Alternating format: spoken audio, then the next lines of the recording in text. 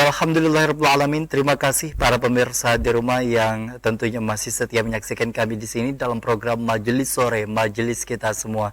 Masih bersama dengan Pak Nuryadin di sini bicara mengenai kegamangan pendidikan agama Islam di perguruan tinggi umum. Kalau kita bicara mengenai pendidikan agama di perguruan tinggi umum, mungkin penerimaannya akan berbeda-beda. Saya mau tanya deh Pak, karena kan Bapak juga tadi sudah menyebutkan kurang lebih 16 tahun. Karakteristik mahasiswa kan masing-masing Pak ya dalam hal penerimaan pendidikan agama. Terutama di tengah kondisi kita hari ini yang kayaknya kalau dulu mungkin pada saat guru menyampaikan, siswa ataupun juga mahasiswa langsung menerima karena menganggap mereka adalah orang yang berkompetensi di bidang itu untuk kemudian dipercaya dan diterima, dan memang betul penyampaiannya pun juga memang dapat dipertanggungjawabkan. Nah, apakah dengan kondisi hari ini Pak, mahasiswa cukup kritis? Kenapa seperti itu? Bagaimana? Apa gitu? Sekarang zamannya berbeda. Namanya literasi itu dulu hanya buku. Sekarang literasi bukan hanya buku. Betul. Jadi media.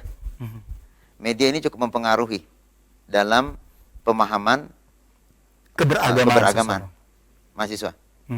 Apalagi sampai kepada experience, pengalamannya. Dia lebih kecenderungan melihat dari YouTube daripada dia mendengarkan para dosen bicara.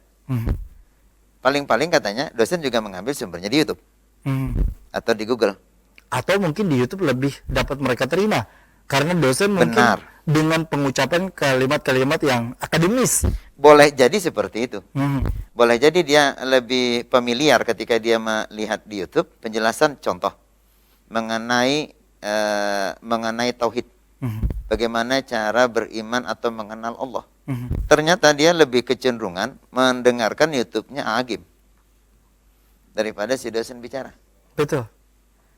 Ini kendala. Penerimaan ketika Isra Mi'raj. Penerimaan dia lebih kecenderungan memahami Isra Mi'raj yang disampaikan Ustaz Abdul Somad daripada si dosen bicara di depan. Nah, fenomena seperti ini Pak, ada perbedaankah pada saat Bapak ngajar mungkin secara pengalaman pribadi dari tahun awal hingga tahun hari ini? Jelas sekali terjadi perbedaan. Apa perbedaan mendasar? Perbedaan mendasar adalah mahasiswa itu lebih kritis saat ini. Cuma itu bagus kan Pak? Lebih kritis bagus. Cuma pada dasarnya dia kritis ternyata di dalam suatu media itu kan bermacam-macam. Siapa penyampainya? Siapa latar belakangnya? Lalu ketika dia menyalahkan pada satu sumber yang lain, ini persoalan. Oke. Artinya memang di dalam kondisi keberagamaan seseorang terutama mahasiswa hari ini cukup didominasi akan pengaruh media. Benar. Pengaruh media. Mempengaruhi. Tapi artinya? Tidak juga sih fanatisme. Tidak semua orang. Cuma itu sangat ekstrim. Tidak demikian katanya.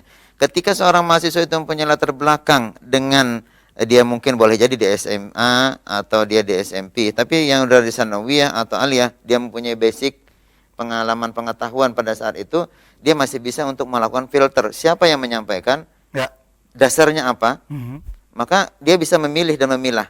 Oh, ini adalah ustadz yang baik dengan dalil yang tepat, tidak menyalahkan orang lain, tidak menjadi suatu perbedaan, tapi menjadi suatu persamaan. Nah, artinya dari kondisi seperti ini mungkin juga beberapa dari teman-teman kita ataupun juga saya pribadi cukup dijadikan sebagai salah satu dasar Pak untuk kemudian ketika dewasa nanti, ketika dewasanya akan ada perbedaan antara mereka yang secara institusi pendidikan formalnya memang sudah dinaungi akan ilmu agama seperti diniyah, ibtidaiyah, awaliyah ataupun juga sanawiyah, aliyah itu tadi, berbeda sekali dengan mereka yang memilih jalur negeri untuk kemudian juga umum begitu, misalkan SMP, SD ataupun juga SMA. Apakah memang secara umum, secara muslim sebagai orang tua mungkin sebagai gambaran juga kepada calon orang tua ataupun juga orang tua yang hari ini mungkin mau memasukkan anaknya ke dalam lingkup sekolah, seberapa penting sebenarnya orang tua memilih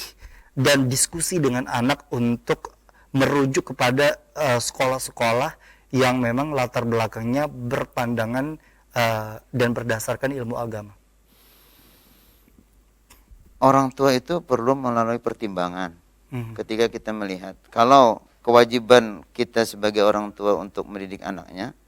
Saya misalnya tidak bisa, walau saya sebagai seorang dosen, saya memaksakan untuk mendidik. Kadang-kadang kita sendiri, anak tidak mau dengan kita. Ya. Saya ngajarin ngaji anak, tapi anak tidak mau mengaji dengan saya. Maka saya usahakan bagaimana caranya saya untuk memanggil alternatif untuk dia bisa mengaji. Jadi kecerdikan dan kecerdasan orang tua untuk mendidik anak itu bukan berarti misalnya orang tua itu punya pengetahuan. Tidak juga saya pikir. Tidak demikian saat ini. Karena paradigma yang berbeda. Pengetahuan agama mahasiswa saat ini boleh jadi berbeda dengan pengetahuan agama mahasiswa sebelumnya. Betul. Yang tidak menggunakan medsos dan teknologi. Jadi apa yang Anda sebutkan tadi, saya berasumsi ketika saat ini muncul paradigma yang lain bahwa pendidikan agama itu bagaimana mengkolaborasikan, bagaimana menginovasinya sehingga mahasiswa ini mampu menjadikan seorang dosen, seorang guru agama menjadi pioner lah. Pioner dalam suatu masyarakat. Secanggih apapun media kita lihat saat ini, tuan guru tetap tuan guru. Ya, setuju. Nah, itu yang bisa bagaimana beliau bisa menyampaikan sebegitu baik, sebegitu merasuk dalam hati manusia, bagaimana juga kita sebagai seorang dosen dan guru agama. Betul. Karena itu yang mampu diminati oleh si mahasiswa. Betul, karena itu bicara mengenai pertanggungjawaban, bukan bicara mengenai retorika ketika menyampaikan, begitu Pak. Retorika ketika orang ceramah. Seperti ini saya mungkin ceramah dengan retorika yang jelas, dengan bahasa yang jelas, yang dapat dipahami oleh masyarakat. Tapi namanya kita sebagai seorang yang ada mahasiswa, ada seorang pengajar di depannya, bagaimana kita memahamkan, dia mampu menarik apa yang kita katakan, mampu memahami, mengetahui, dia tahu, paham, dan mengamalkan. Dan dia ketika kita jadi seorang itu, bahwa anak kepada orang tua kepada anaknya, dia menegur, artinya dia patuh. Bagaimana seorang dosen menegur, dia patuh. Bukan hanya teguran, mungkin boleh jadi dengan bahasa tubuh. Ketika seorang mahasiswa berduaan dengan mahasiswi, kita lewat, boleh jadi dia berpencar, atau boleh jadi tidak jadi. Itu sebenarnya suatu bil mau'izatil hasanah. Begitu bahwa bahari kita melihat tuan guru atau melihat guru kita, gitu ya? Takzimnya luar biasa kan. Artinya takutnya kita. Nah, bagaimana kita meletakkan dasar-dasar itu seperti ini dengan paradigma yang berbeda, dengan kemajuan media yang berbeda, teknologi yang sangat begitu berbeda. Dan itu tentunya juga perlu adanya sinergitas antara orang tua, kemudian juga tenaga pengajar, dan kesadaran mungkin akan generasi muda hari ini yang memang dalam memilih ilmu yang dimana dirasa menjadi bekal untuk hari ini dan juga hari esok, begitu ya, bisa dijadikan landasan. Dan tentu perlu adanya pembelajaran setiap hari. Kita persilakan untuk menyampaikan penutup dalam agenda tema kita hari ini. Usaha kita perlu. Jadi pada dasarnya saya berpesan, statement saya bahwa pendidikan agama terus kita perjuangkan di PTU bagaimanapun keadaannya, karena itulah yang terjadi, itulah tantangan yang harus kita hadapi bagi para dosen PAI di PTU, karena negara kita memang negara hukum dan negara nasional, artinya negara yang bukan berbasis kepada agama, tapi kita berusaha menjadikan agama sebagai suatu fondasi dasar dalam pendidikan agama di perguruan tinggi. Dan tidak lepas-lepas juga kita sebagai seorang manusia memang kita diwajibkan untuk berdoa. Walau kita berusaha untuk mencari yang terbaik, tapi doa adalah merupakan senjata yang harus kita miliki. Saya luar biasa ketika kita orang berdoa, Rabbana hablana min azwajina wa dhurriyyatina qurrata a'yun waj'alna lil muttaqina imama. Itu, atau kita berusaha bagaimana pendidikan ini minimal kita bisa memberikan kepada orang lain dengan perilaku. Saya pikir seperti itu.